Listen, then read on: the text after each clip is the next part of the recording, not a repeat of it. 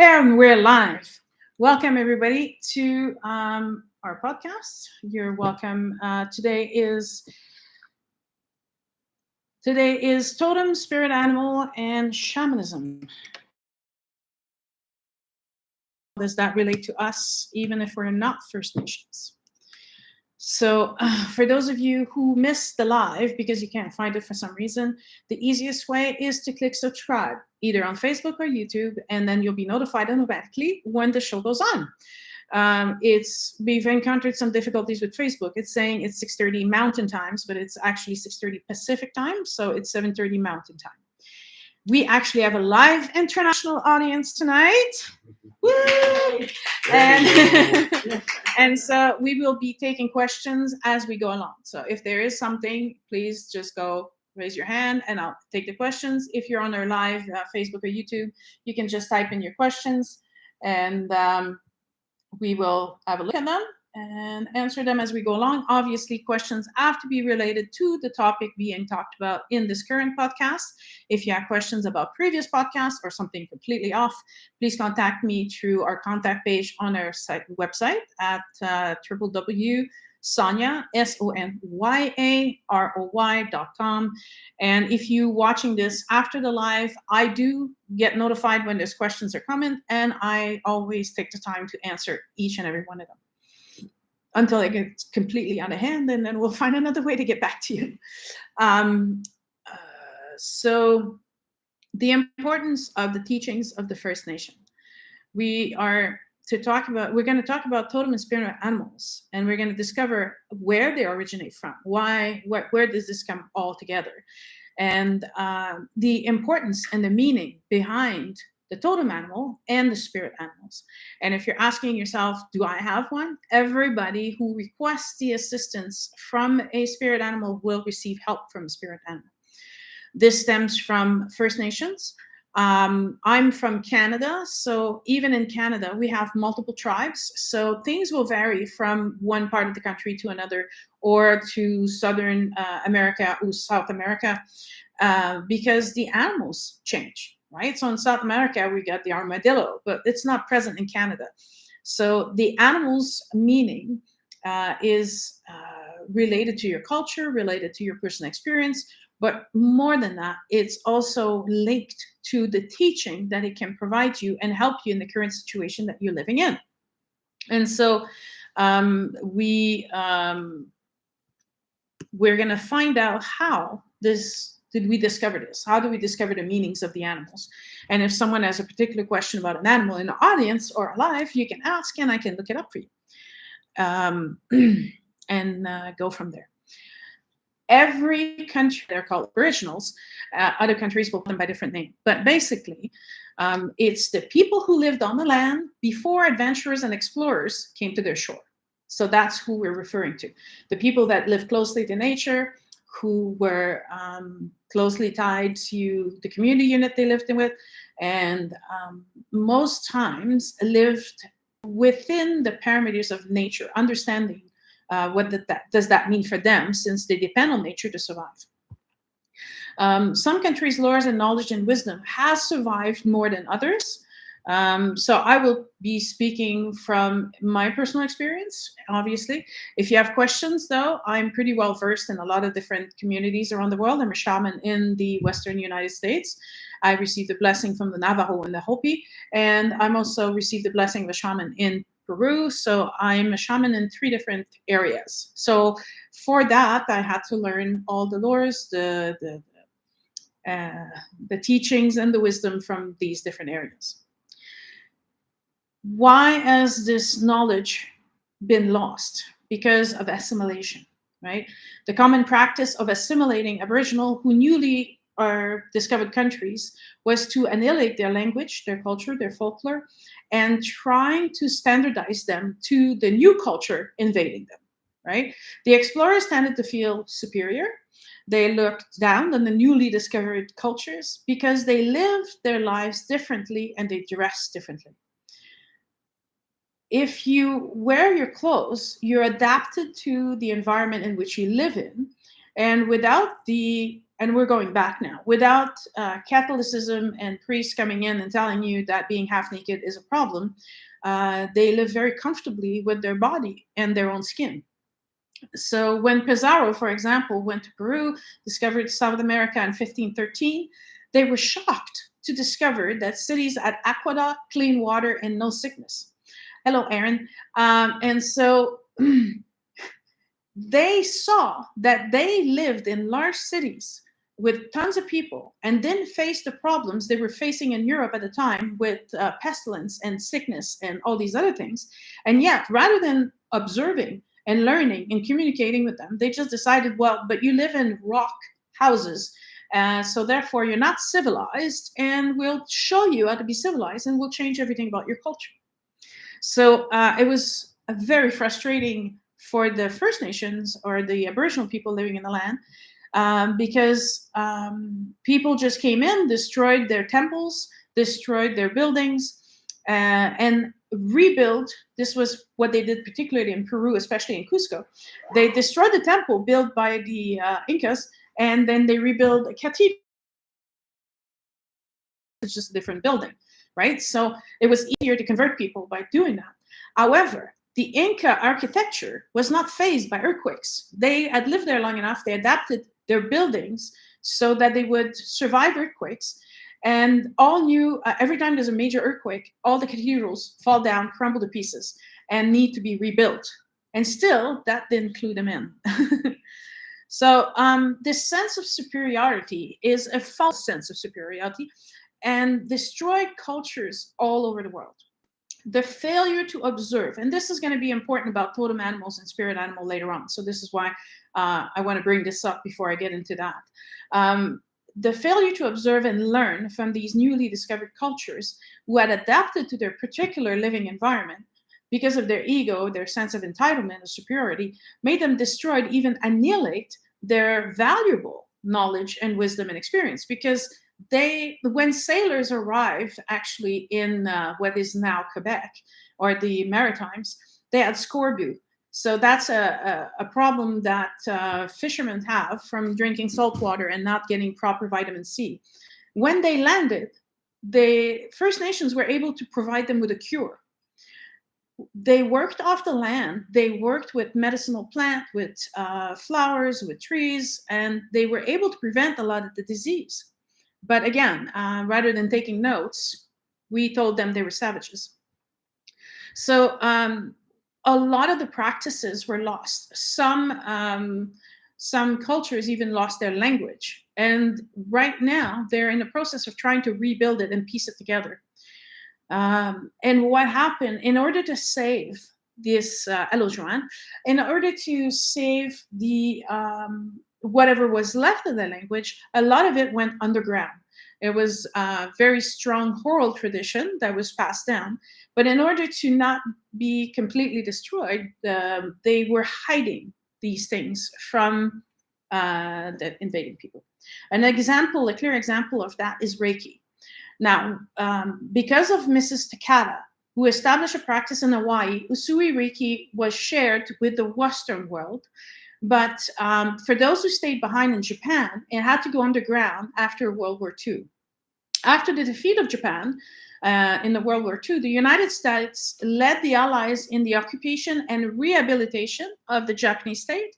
So between 1945 to 1952, the US occupying force, led by General Douglas A. MacArthur, enacted widespread military, political, economical, and social reform. And those reforms said nothing Japanese is allowed. And so you had to have special permission to be able to continue practicing something that was typically Japanese. And the people practicing Reiki decided not to go that route and just, again, went underground. Reiki didn't disappear, but you had to be a close friend of someone that they could trust you, that you wouldn't, sell them out, in order to learn the Reiki. So that led to Reiki being almost absent for the naked eye kind of thing. And it's only just, and we're talking maybe 10, 15 years, the Japanese form of Reiki has appeared in Canada and other places. Don Miguel Ruiz who was the author of the four Toltec agreements, was highly chastised when he participated in writing a book about the four agreements and sharing about his Toltec culture with the rest of the world, because again, it was kept just for the Toltec people. Don Miguel Ruiz understood that this knowledge that he was sharing was important not just for the Toltec people. Everyone around the world who would read the four agreements, they were ready to receive that information and they could grow from that, right?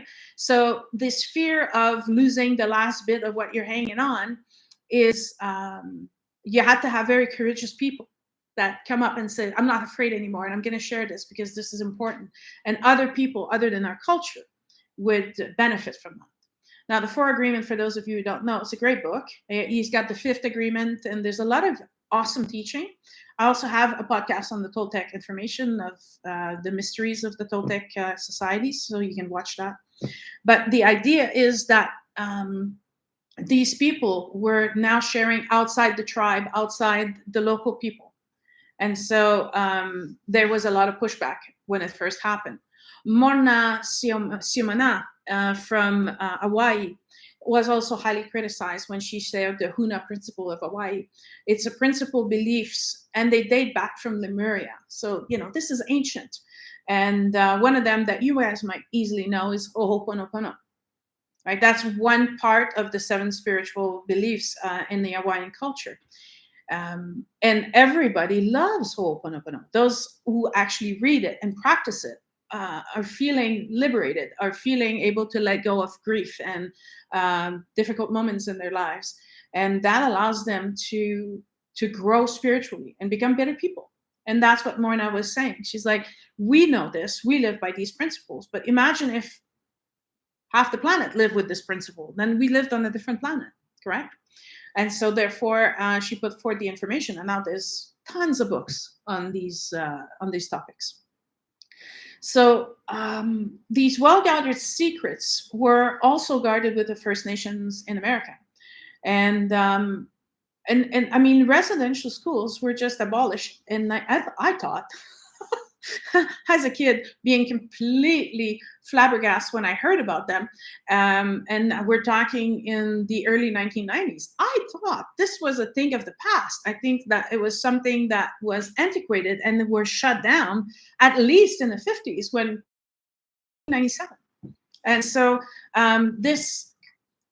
because they finally shut down, because they were First Nations were finally starting to take their power back and rebuilding the societies, they were finally able to share what is their culture and making their culture prominent and important again without having to be chased or imprisoned for it. So tonight, I want to share just a small part of those teachings because they can benefit you, right? That's the whole idea.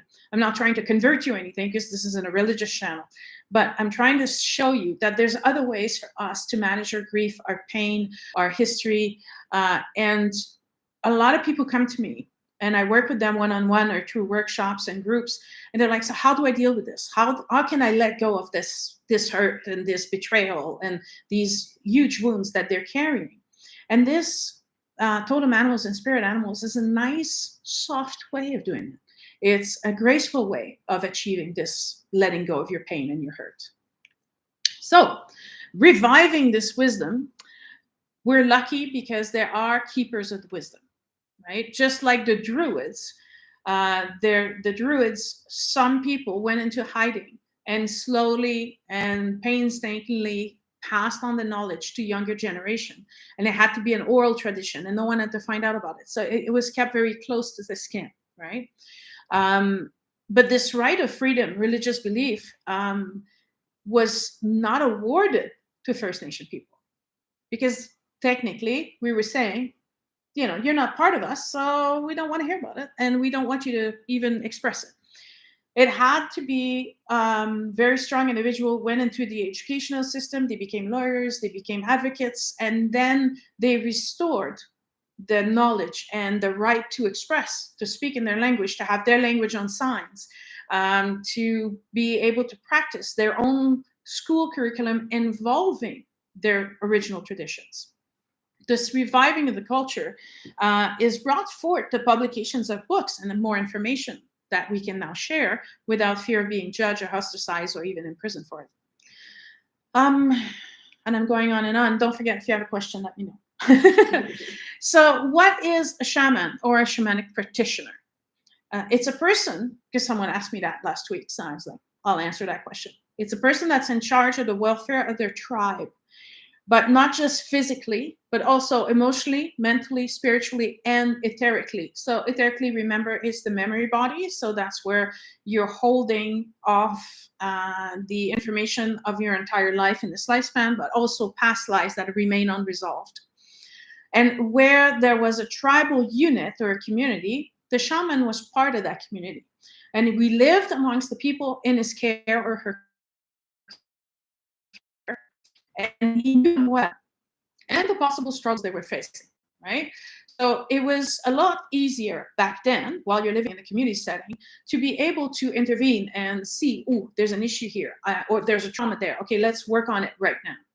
The problem with a society now is that we don't have this community anymore. We don't have you live in the city. How many of you actually know the neighbor's name and what they do? And, have you talked to your neighbors?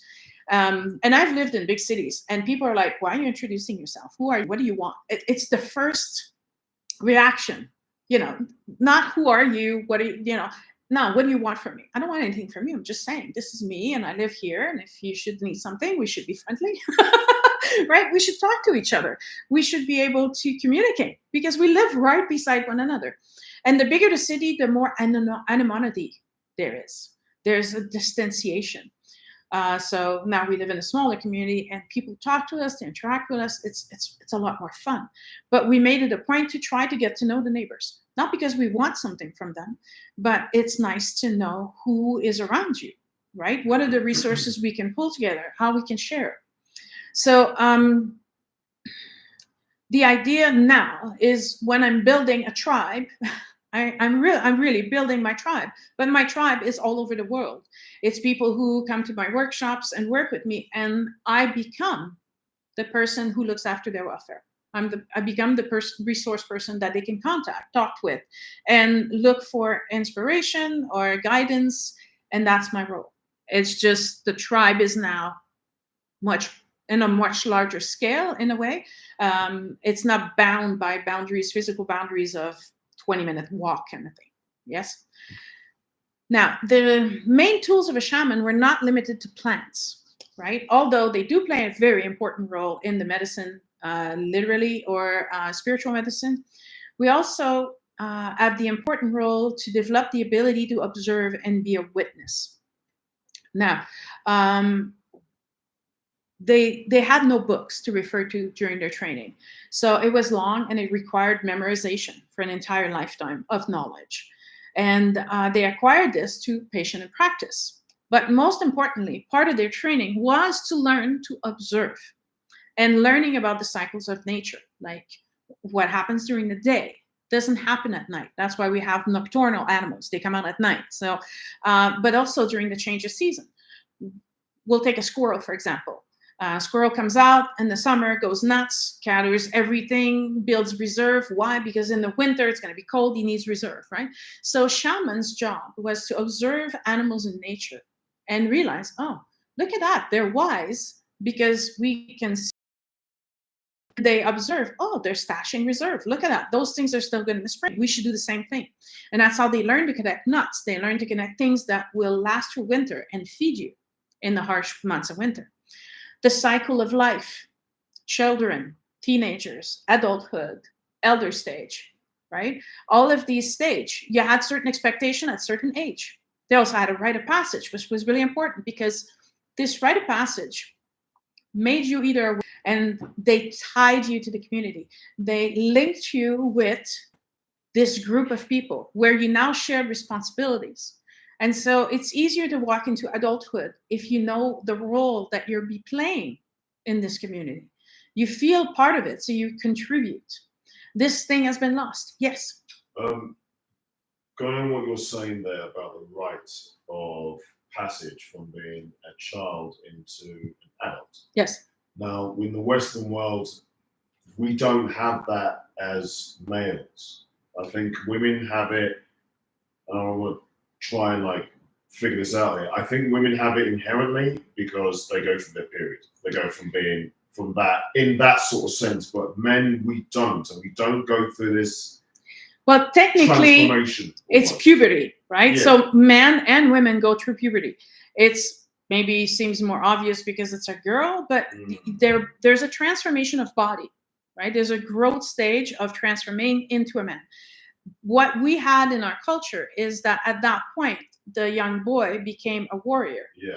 And so then he started, instead of just playing and having fun all the time, he'd start taking roles of fishing and hunting. Yeah. Well, they could be rites of passage, age of passage can vary from tribes or different communities. But let's say 12 years old, they would maybe repair the fishing nets. They would, learn how to make their tools. Yeah. So they had to be able to build their arsenal to be able to become a man. So that was a part of the transition. So it wasn't so much, yes, there was a ceremony, but it wasn't so much a flip or overnight. Okay, now you're hunting, There's right? a start of a process. There's a start of a process. Okay, now you need to start making your tools because you're turning into a man. So you need to prepare to be a man. In the same way that girls needed to take on more responsibility of sewing or cooking or preserving food. And at the stage of like elders, there comes a time where either they're injured or they're too old and they can't do these tasks. But they valued their wisdom. And so they became elders, they became teachers, they became keeper of wisdom. So each part of life had their own valuable, important part. So you didn't throw away elders. Elders are very important. So it was, every stage of life was honored as special and unique. Yes. So I was just finishing up with that. When you talk about, because you began your podcast about talking about how sailors from Portugal came here and they talked to the indigenous people and they could have learned things, right?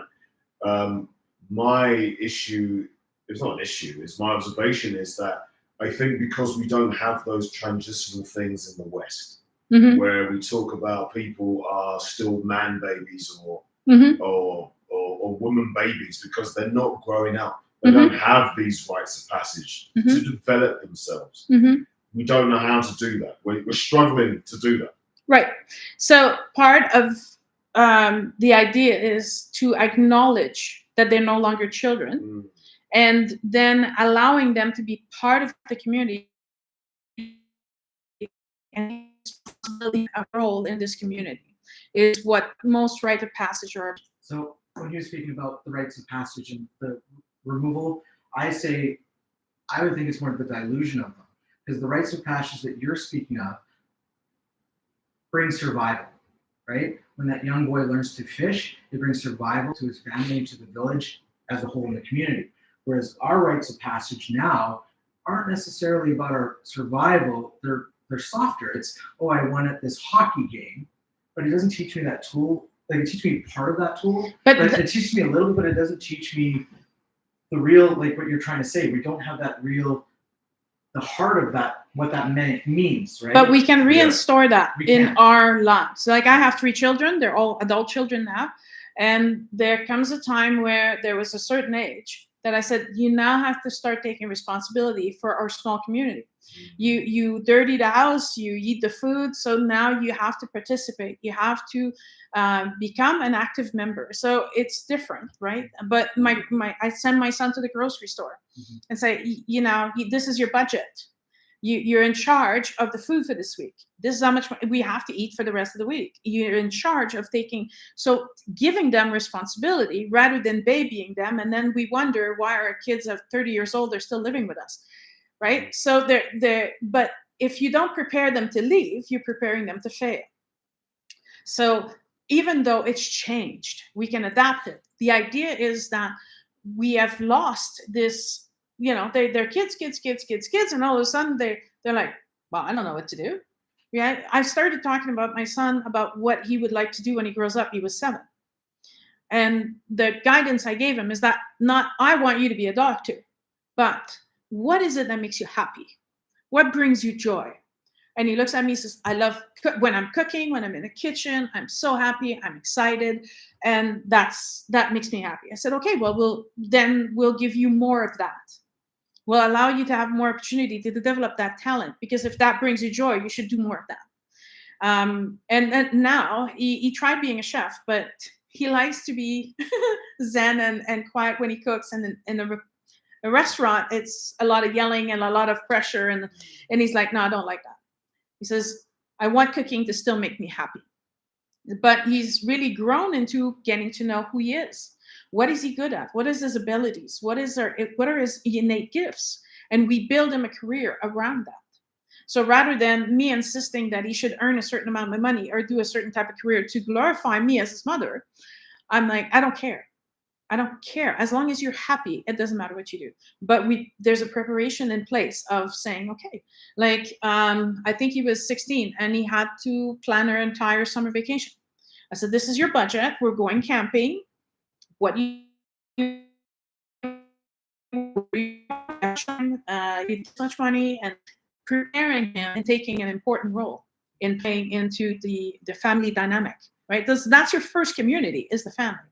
Then your extended family is your larger community.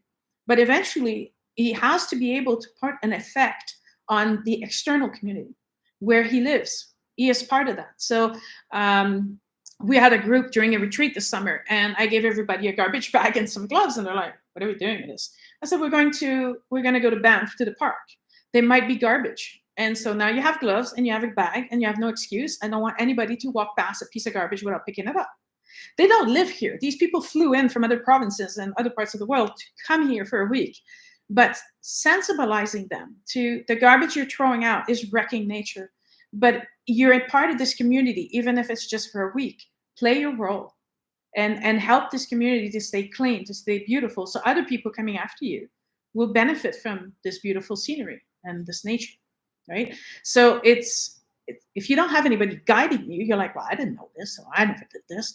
I'm like, okay, but now you know. So now you can, we always have a pair of gloves and a garbage bag in our car. So we stopped at a rest stop, and it was awful because there's 3 garbage cans right there.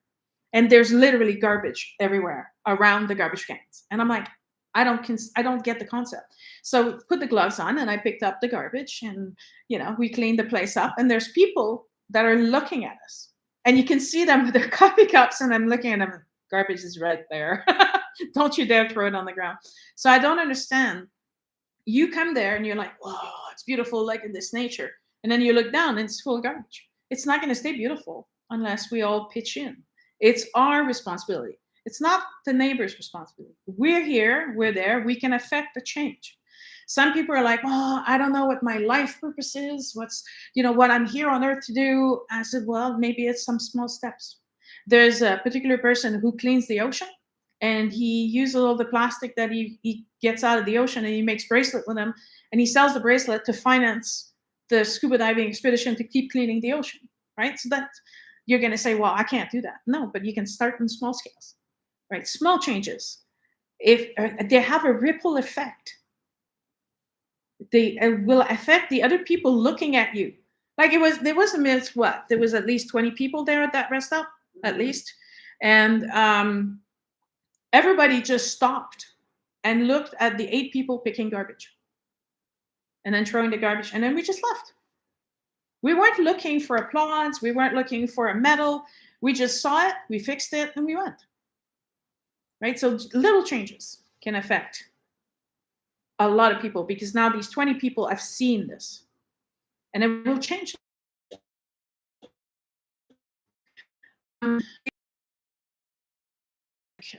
Shamans were doing is observing celestial bodies and their movements. Like, for example, in The Clan of the Cave Bear, that book, she becomes a shaman at one point. And one of the things she has to do is isolate herself for an entire year and observe the setting and rising of the sun and the moon. And she realizes the cycle of the moon is 30 days and the cycle of the sun is 365 days. And now we have the almanacs, we have calendars. But back then it was through observation. Right now, it looks warm, but we're not planting. The sun's not rising in the right place. There's still sometimes there might still be cold snaps coming in. Like for example, this past year, in February, everything thawed out. But we know it's February, so we're not going to start planting. But back then they didn't have the calendar, but they knew, okay, so we're having a warm weather thing, but it's not ready yet, right? So all of these observation, this fine tuning, is what guided the wisdom of the First Nations. The medicine wheel is something that we use for our teaching. It's a simple tool. Right? It's a circle. It's got 4 colors on it. And I can actually talk about the wisdom and the teaching of the medicine wheel for several hours. It's much more than just 4 colors and 4 directions. It's all the teaching that comes from that. And it represents the cycle of life. And so they tried to put their teaching in more imagery, right? In simple things that they could make. They couldn't make books, they didn't write, but they used colors, they used shapes, they included their teaching into that wisdom, into these work of art. And I think the most important thing that they learned is that the balance of nature is quite precarious. It doesn't take much to throw, balance off. So they wouldn't overfish the river because they knew if we overfish, the fish, they won't come back, or we won't have enough next year. We have to leave some of the fish in there to reproduce, to give us food next year. Same thing with collecting things. They had teepees, right? And so they didn't cut trees every time they moved. They moved the trees and the logs. As long as they were good, they kept reusing the logs because they knew trees take a long time to grow. So we can't just keep cutting trees every time we want a tree. We have to be more aware of our surroundings. Yes. Is there religion informing them about balance and about the importance of it, or do they inform their religious practices from that learned experience? So in shamanism, I wouldn't call it religion. I would call it a belief system. And it's based on mythology and lore. And that doesn't talked about so much about, but there's some of it about balance, but it's more through observations, right? Yeah. They know how long it takes to grow trees, and it was a terrible waste of life. And they skinned all the bisons, so they kept all the skins, and they left the meat to rot there. Yeah. A bison can feed, like, let's say, you would maybe get 2-3 bisons, and that would feed the entire group for the winter. But by killing off all the bisons, there's no more meat. That's it. So they just cut off their food supply chain and they starved, right? So the natives would be very careful about how much hunting and how much. So when the settlers in France came and they were hunting for furs, and they became a big thing because we didn't have gold. Right? The Spaniards went to South America, they found the gold, and the French came to Quebec, and they're like, well, we want gold. They're like, we don't have that here.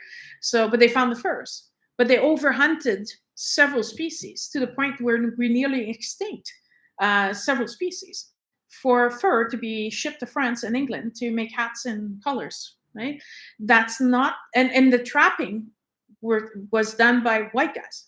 Because the natives would exchange a certain number of furs, but then the demand got too high. And they're like, no, because if we hunt more, we're jeopardizing the ecosystem. But, so, and yeah.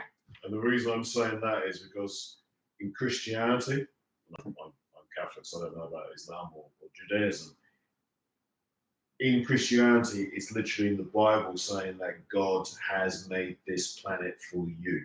And this is where you get that concept of everything on the planet belongs to us by God, so we can then kill them off. It's fine. And that's a sort of mental crazy. It sounds bizarre now, but that's what we're talking about historically. That's sort of mentality. And the First Nations do not think like that. First of all, they don't own the land. They're caretakers of the land. So it's a complete 180 from that thought. They're caretakers. So they are there to help maintain the equilibrium, and not just ravage and just deplete all the resources. Yes. It's funny. I wanted to comment on what he said, that God gave us all of this to pillage.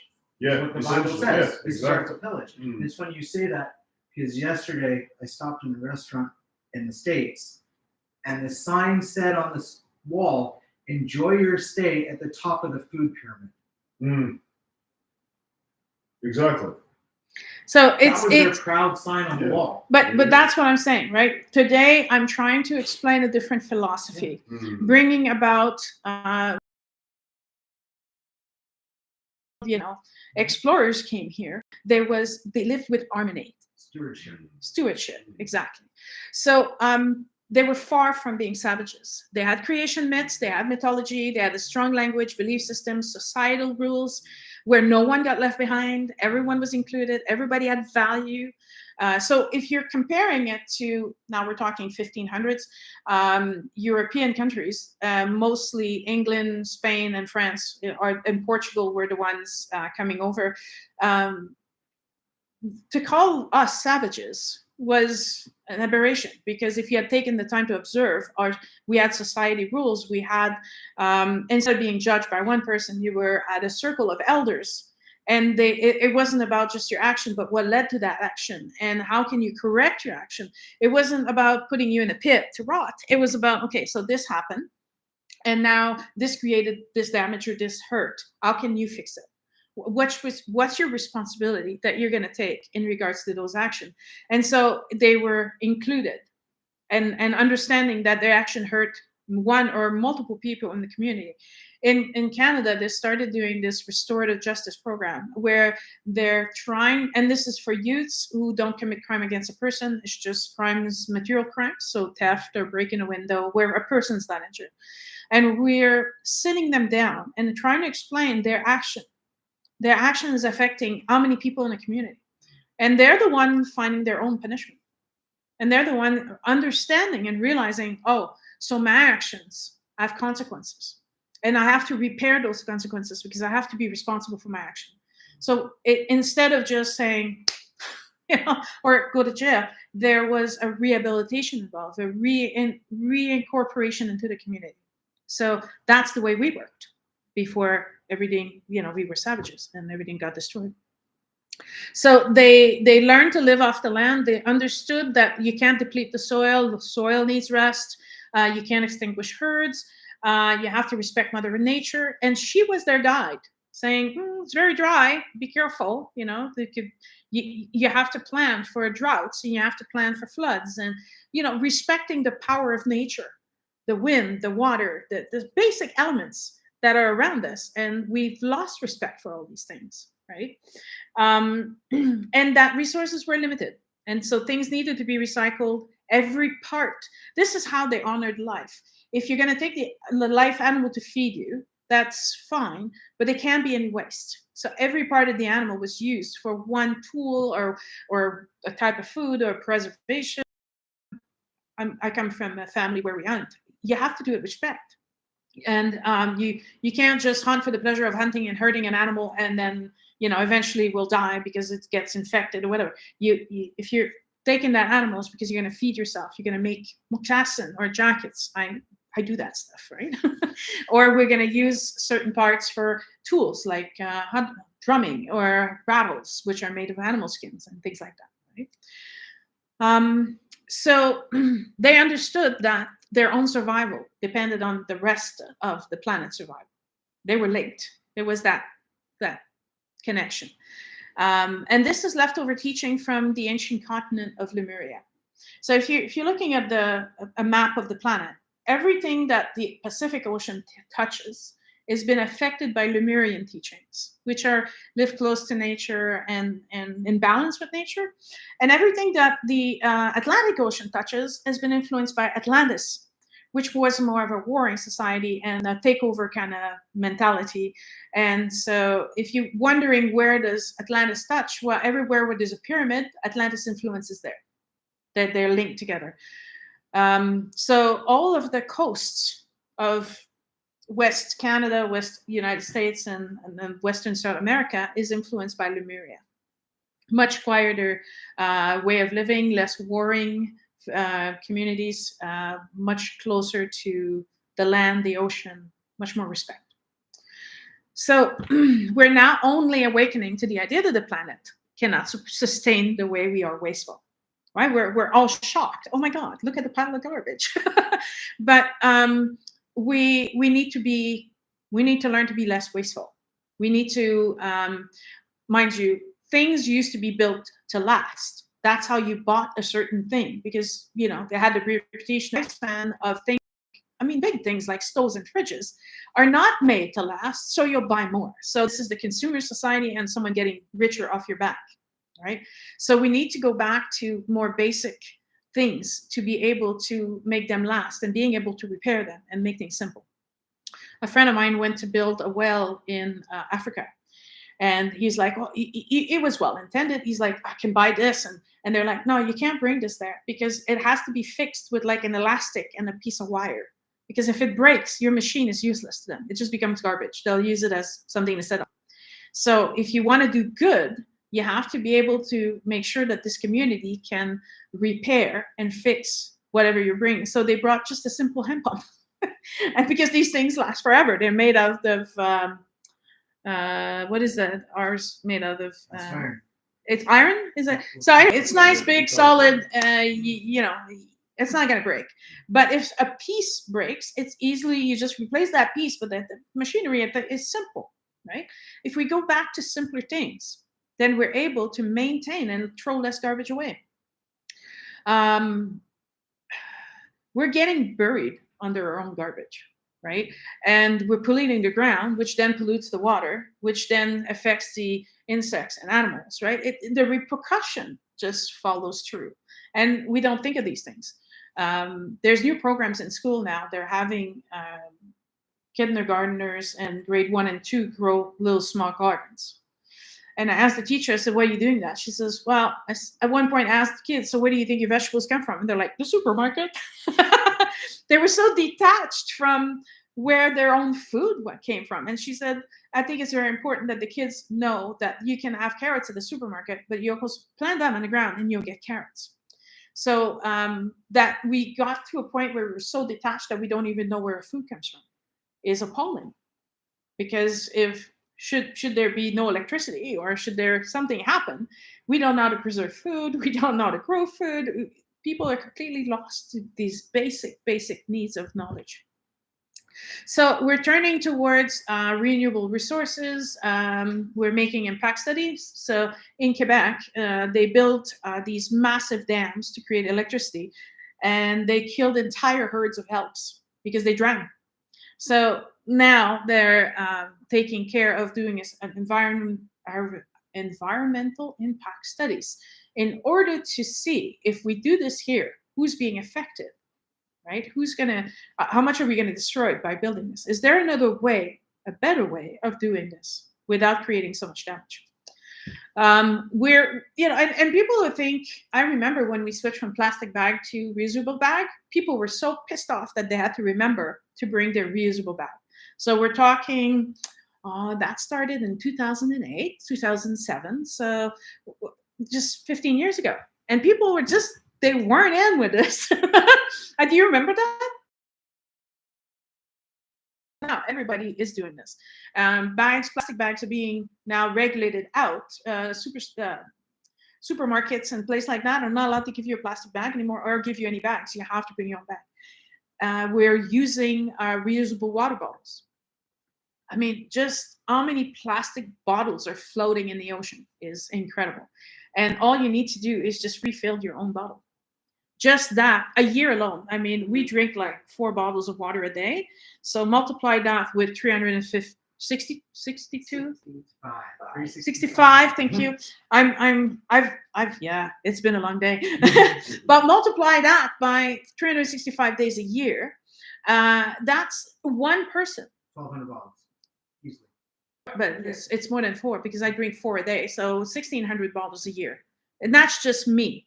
By using it, so everybody who comes here, everybody who goes on retreat, we actually give them a reusable bottle. We're like, while you're here, you will refill your bottle. I don't want to see a plastic bottle in your hand. Be